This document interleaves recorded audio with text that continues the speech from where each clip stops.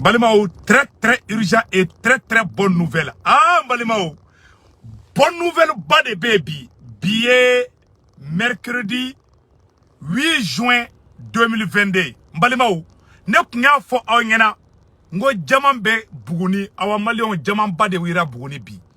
Kuma a prefu bebe mbolo mali ortem yere da bo ko jaman be buguni ja kuma nchene do parce que nya fo nga firo temelena ngo jaman yera buguni. Balimao ma prefu kuntembolo nya fo ngo mena enquête kaka chingede do awa jaman yera buguni malion awa malika gelea febe malion kambi gelea bankuma sera malion ay asimi fokoyi malion kele bandala parce que mali sigile men na folo de kan a peu prefu mena beira awla 100 awa ko jaman yera buguni malion mena a video bo kayira awla sana ORTM yera da bo kayira ka foko jaman yera buguni balimao awni ne angaje angora ge nyoko fe ango feti arabe mali fe ko malion awni angaje anga naje folo sapane Samadu Mining ale de dugujukro na foloko kere chakeda ye min tigi togo ko Mamadi Dukure a chakeda ka nyini bora jamanka buguni marabolo kono kerenkerenia la bongo dugu kono chemala bani mononche yera maraka fola dugujukro na foloko segesegeli chakeda ba nyemogo ye wili ka joke kata ni jamanko injadu segesege ne nyini ni kera Samadu Mining SA fait an kun ye autorisation do de di société ma pour que aka barake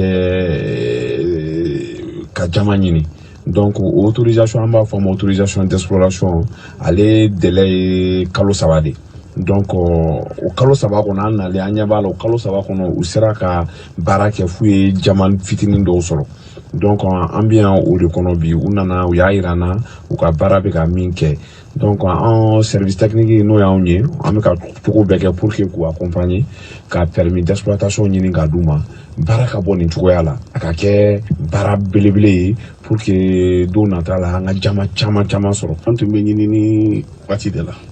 ala y'a kɛ dugukolo in kɔnɔna na an kɔni ɲini kɔnɔna na ala y'an garijɛgɛ a la an ye jama sɔrɔ ka yira k'a fɔ jama bɛ mais an ye bolo yɛrɛ de y'a ta k'a fɔ jama filɛ nin ye ala kɔni y'o nɔgɔya an ye an mako bɛ quantité mun kɔnɔna n'a bɛ se ka mali yira mali la k'a fɔ jama bɛ o kani bɛ yan jama min yɔrɔ kodɔnnen filɛ a yirala ko a bɔli bɛna kɛ sababu ye ka dɔ fara jamana ka sɔrɔ kan ka na ni ɲɛtaga ye a marabolow kɔnɔ jama bɛ deli ka bɔ de a bɛ tɔmɔ mais nin bɛna kɛ ka kɛ mini mun bɛ kɛ jama bɔ o de bɛna kɛ nin fɔlɔ ye dɛmɛ fɛn fɛn bɛ yen ni gouvernement bɛ se k'a kɛ a fara k'a fɔ ko nin yɛrɛ ɲɔgɔn tɛ mali yɛrɛ bɛɛ kɔnɔ fɔlɔ a bɛ fɔlɔ anw de la donc kɛra anw ni soja ko ye jama min n'a bɛna bɔ an bɛ dugawu de kɛ jama ko in ka sira sɔrɔ a ka ɲɛ pour que an ka nafa sɔrɔ a kɔnɔ jamana ka nafa sɔrɔ a kɔnɔ cercle ka nafa sɔrɔ région ka nafa sɔrɔ an yɛrɛ ka commune ka nafa ka belebele ka bonya la kosɛbɛ ni jama ko ladɔnna yɔrɔ min na a bɛ tali kɛ cɛmala bani mɔnɔncɛ yɛrɛ mara kafo ni kurula minina buguni cercle kɔnɔ fɔ ka taa se dusujana ma yanfolila cercle kɔnɔ kuma bana pew awa ko jama yira buguni malion ala sago aw sago ko mali ka segen bankuma de sede fleninge malion ne ma fo onyena sede aw be ka mali kalende la farasi teget na dani jamanka farasi kuma fe ka to ya node ka anga jaman kataye ka anga petroli kataye malion bes kuma kele fo onyena ka asimito fangala farasi be tla kana barake de yake mali kono ya malion ayasi ya kala jede jama me mali kono ayere bela jeli ya ko jama yira mali kono de awa ko jama yira buguni awa mokti fara sigile me jama noir de ka jama qualité mi nyongote afrique be mokti sigile boka kate sigile ndo gazi ka kidali sigile ndo petroli ka katakai kataka blafo kidali abe gazi di kati fo kidali abe gazi awa o gazi naturally a jamana saba de be jie kono a gazi nyongola sibe mumulo abe Américain ni irisu abol de bolo Malion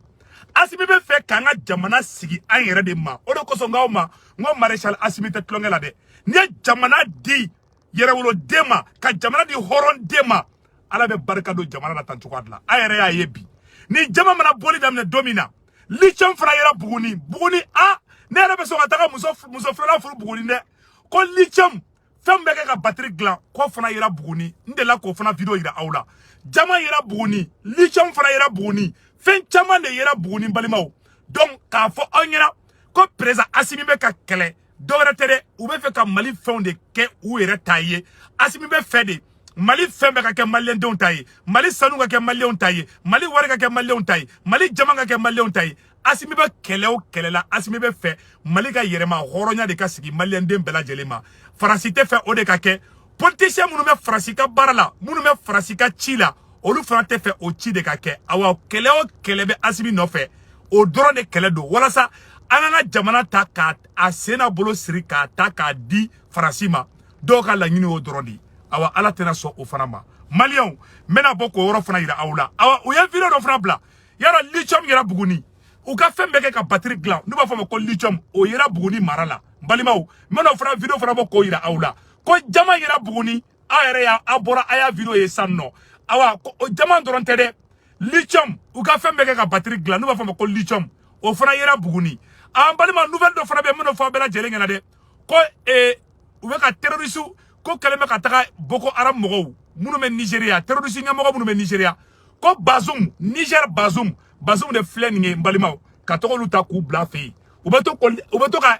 mercenaires de bila Niger sa u bɛ to ka Mali attaquer mais Asimi wulen bɛ k'i jɔ a ye da Asimi la an ka tugu Asimi kɔ Maliens Buguni jama yɛrɛ Buguni awa lithium fana baara fana daminɛna Buguni an k'o fana lajɛ. L'usine Léo Lithium sera bâtie sur une superficie de 72 hectares pour un délai d'exécution de 2 ans. Ce gisement d'extraction de lithium a vu sa première pierre posée mercredi dernier dans le village de Goulamina, commune rurale de Danou, région de Bougouni. D'ores et déjà, les communautés à la base se réjouissent de l'aubaine. Nous, maires de communes rurales, demandons à nos populations riveraines de s'approprier les biens de la société. Nous devons espérer que les aspirations de nos populations seront portées à qui des droits, afin que nos rêves soient des réalités. Le projet Léo Lithium est exploité par Mali Lithium, une société minière basée en Australie. Cette première mine de lithium d'Afrique de l'Ouest, qui va coûter plus de 125 milliards de francs CFA, fera du Mali le 3e producteur mondial de lithium. Yeah, this will be a globally significant project. It'll be a top. Le projet de lithium de Goulamina est un projet de classe mondiale qui sera classé parmi les 7 premiers pendant sa phase 1, ce qui sera sur 18 mois, et ensuite après les 18 mois qui sera classé parmi les 3 premiers projets de lithium au monde. Yeah, we will produce 500,000 tons of spodumene concentrate per year. Nous produirons autour de 500 000 tonnes de concentré de spodumene par an pour la phase 1 et nous évoluerons à 800 000 tonnes par an lors de la phase 2. Léo Lithium est engagé vraiment à promouvoir le développement local, mais surtout à promouvoir les emplois locaux et surtout le contenu local. Ça signifie que sur la chaîne de valeur de la production de ce lithium, l'essentiel du travail sera réalisé par les Maliens et par les entreprises locales maliennes. Le lancement de la construction de la mine Léo Lithium Goulamina. Awa Buguni lithium bara o usine joli daminɛna sano ko jama fana yira Buguni Maliens an ka sɛgɛn ba kuma sera an bɛ Amérique ni Faransi ni Congo bila an bɛ taa yɛlɛma Mali la hala tɛmɛ Maliens wallahi Mali bɛna diya ka tɛmɛ Dubaï kan fɛn min Mali kɔnɔ tɛ Faransi fɛn min Mali kɔnɔ tɛ Dubaï n'i y'a ye ne Segu Tunkara bɛ wolo wuli don o don urgent wallahi ala n bɛ ka kɛ parce que n b'a dɔn Mali tɛ jamanaden ye tubabuw ko k'u tɛ Mali to yen dɛ ko ni Mali tora ko Asimi bɛna Mali ta ka kɛ maliyɛndenw ta ye tubabuw ko f'olu datuluma ko sinon k'olu tɛ Mali to diɲɛ kɔnɔ balimaw n bɛna o yɔrɔ fana kala tubabuw yɛrɛ de da y'a fɔ dɛ ko ni Mali tora yɛrɛ ma ko wallahi k'a man ɲi k'u tɛ se ka Mali to a yɛrɛ ma dɛ tubabuw yɛrɛ y'a kɛ u y'a video kɛ aw ni an k'o lamɛn ɲɔgɔn fɛ. Messieurs, le Moyen-Orient est un foutoir, on le sait bien, parce que c'est de notre fait. 6 des 10 pays ayant la plus forte croissance économique sont des pays subsahariens en Afrique. Ce sont des pays riches en ressources minérales. Coltan pour nos ordinateurs, cobalt pour nos batteries, du phosphate pour notre agriculture, minerais nucléaires pour notre énergie. C'est pour ces richesses que nous nous battrons dans les 20, les 30 prochaines années. Un immense gisement de cobalt a été découvert au Mali, il y a tout juste 2 ans. À l'époque, nous avons approché le gouvernement malien pour les droits miniers. Ils nous ont dit que ces droits avaient été accordés aux Chinois. Nous avons alors entrepris de créer les conditions pour nous assurer que ça n'arriverait pas. Et la semaine dernière, une de nos filiales australiennes, Merci Laclan, a obtenu ses droits. Notre projet pilote au Mali a essuyé quelques revers. Mais je suis fier de vous annoncer qu'il a fonctionné. Et si ça a pu marcher là-bas, il n'y a aucune raison que cela ne fonctionne pas dans d'autres pays riches en minerais du continent africain. Mbalimao mena fo bamanangana che to chemu kumana sa ko u mogo be cobalti la fembe ka téléphone glan ka découverte kera Mali la ko Mali nyamogo te fe ko ka di Mali ma ku ye terroriste bla ko ka Mali ci wala sa Mali kana seka ayere ka yirema horonya soro wala sa Mali kana seka fanga soro kaka aka fem pela jelimbo. Donc il y a qu'un film de mais c'est basé sur la réalité. Sur un film de dos mais il y a basé sur la réalité di ka ira ka fo ko u mogo be fen na abebe Mali kono en tant que Mali de mato farasikana angelimi ou be terroriste bla Mali dugu bela ka Mali ci ka Malien dem be kun kar nyogona Mbalimaw ou yere dada fore to uche de bora ka fo sisa no ko Mali te jamana denye Malion wala nga tugu asimiko billahi ne segu tungara sigile ne taro meni ka kashi kwa wallahi ala yan sonde ne taro mo be se ka fo bi kebe Mali ta ka di CDO mabi kebe Malien den do kanga Malien den kanga maloya bi ka fo ke ebe farasi defasita farasi dan fafra farasi dan bafra farasi flaka ta mercenaire boko aramu terroriste ta mercenaire ta ka to bla Niger ou ka to ka boka na Malien den fara wallahi Malien den halala billahi ta fo kibeta farasi défend wallahi billahi te farasi défend farasi be on nga hera de che asimi nana ka nyele de ala de asimi ni sogali ti ama ani maliki jaw o kana nga hera ta ka dama mali anga tugu nunu kosa mali angu demesa anga na ke konu ma war dama kante tugu kosa aya ye ko jama bora jama yera buguni bi jama de yera buguni bi awa jama be fleninge mokti jama be mokti jama be buguni gasi be kati gasi be kidali gasi be tomoktu petroli be kidali ala ye fenfe kanga jamana ta ka nyekoro sankorota ala ya bedo di malima e malien anga ala fosa malien wallahi nanya asimito fangala ha na asimito fangala asimi mara seka sanda man dron kedro Mali be ke Fransi nyogona si ni Fransi ka ma boka ta wari ngini malla ka shibon teke kono ne de fle ko fo anyana bi I kana Mali transition deme ko fo asimi ka fendo di ema ou be ka place soro mon frère ma sœur an be kan tege di nyogoma Mali karamo Mali somo Mali mo ba be ayake ala kaba an be kan tege di nyogoma ala de fle ka here ke anye bi ko jamande yera buguni bi me wele bla Mali mo ba be ma Mali karamo Mali donso Mali moriu Mali mo ba be Mali somo Mali chrétien nyamro ayake ala kama ambe kan tege di nyogoma billahi ala de fleka here ke anye bi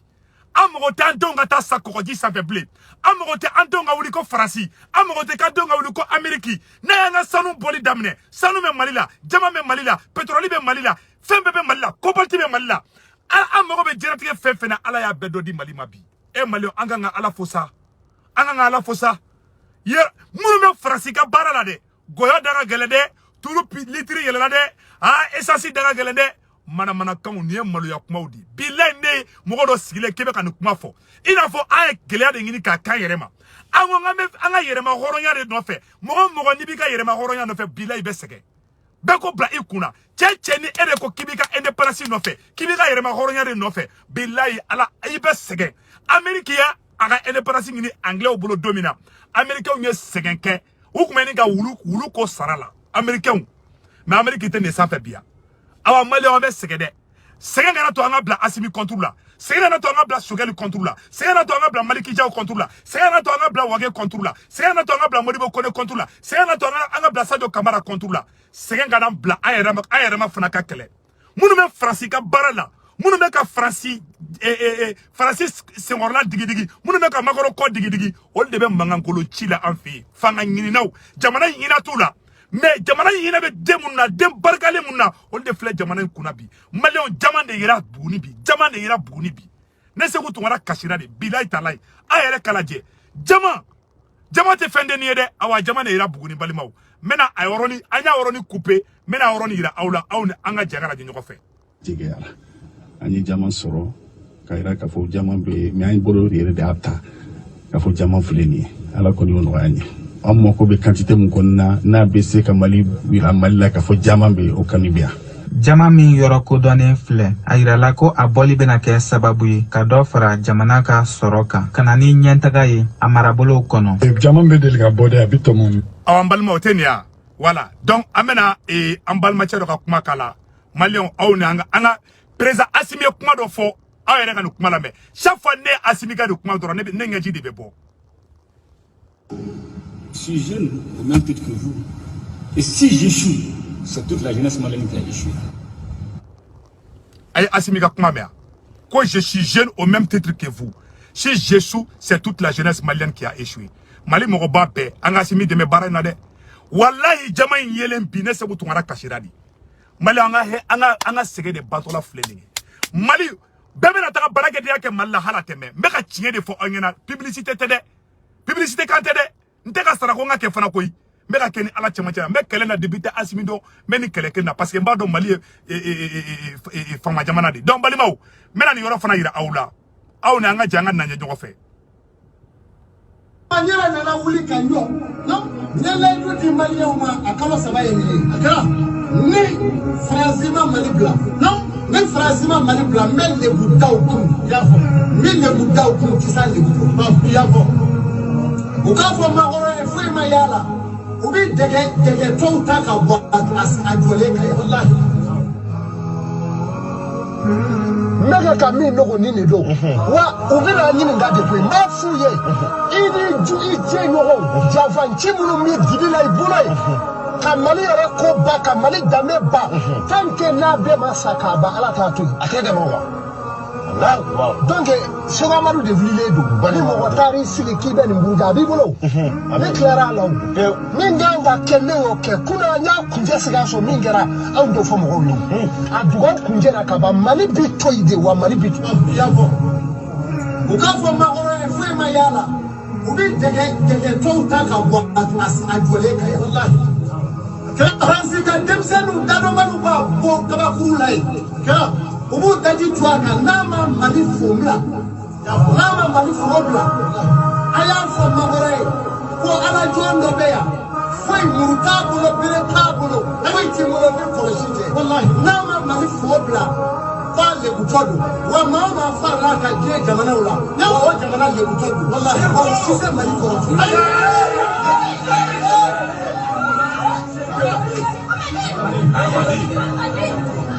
Mali janfɛnw ka taa kalan na Mali ka to a danbe la maa min y'o fɔ muso ko i bɛ taa n ka nimoro di bakɔrɔw ma i y'a fɔ walahi donc muso ale de ye dɔ fara ko in kan balimaw ala ka barika don Mali la aw bɛɛ lajɛlen y'a ye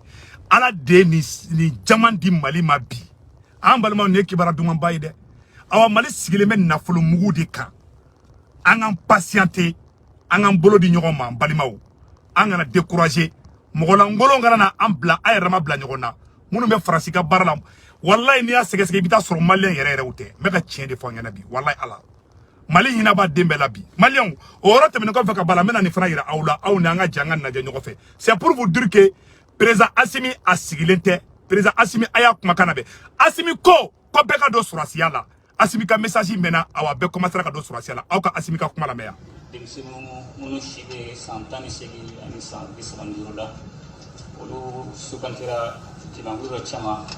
ka na formation kɛ olu b'a fɔ ko service national des jeunes o formation kɔnɔna la u bɛ jamana kanu u b'o don u dusukun na ani jamanaden ka baara ye min ye jamana ko la mun b'a to jamana bɛ se ka taa ɲɛ cogo min na ani jamana lakanani o baaraw la o de y'a to u bɛ sɔrɔsiya formation minnu ye marifa kalan ani. Assimi ko mɔgɔ mɔgɔ bɛ don fonctionnaire la Mali kɔnɔ i bɛ sɔrɔsiya formation de kɛ alhamdulilayi o baara bɛɛ fana daminɛna c'est à dire président Assimi sigilen tɛ a bɛ baara de la depuis a nana a bɛ baara de la ka ɲɛfɔ bɛɛ lajɛlen ɲɛna maliyɛnw an bɛɛ k'an tɛgɛ di ɲɔgɔn ma i m'a ye Macky Sall Sénégalais bɔra ka marche kɛ Macky Sall contre la bi i m'a ye.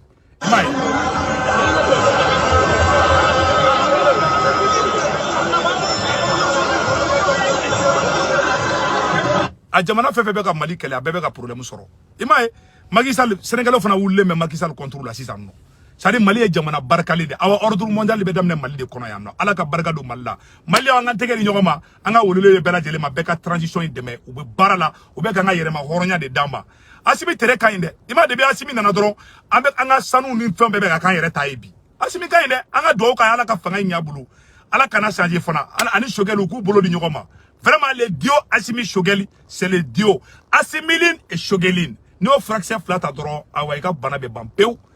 Balmao, ambe Diaw fana fo général Diaw. Donc ambe Mali surasi bela jele fo munu be forona. Aw sikra décourager. Ou même manamana kanfa munina Mali surasi do ye blessé na yanfé do saralimbe de akama koy. Ou ka to ka Mali buruja ka be jatike. Akunu ka kuma ulambe. Mali be na here soro. Mali wallahi ambe be botunga la kata malala teme. Ambe be tunga bla kata malala ala teme. Français be na taka aventure ke malala ala teme. Gaodro Gao sanu bo orona. Tchadion be, Nigérion be, Fembe be, awa dono be na kala Mali be na visa de ke Mali ni jamana chamanche. Tellement Mali be na dia, ala ka barga do Mali la, akambe.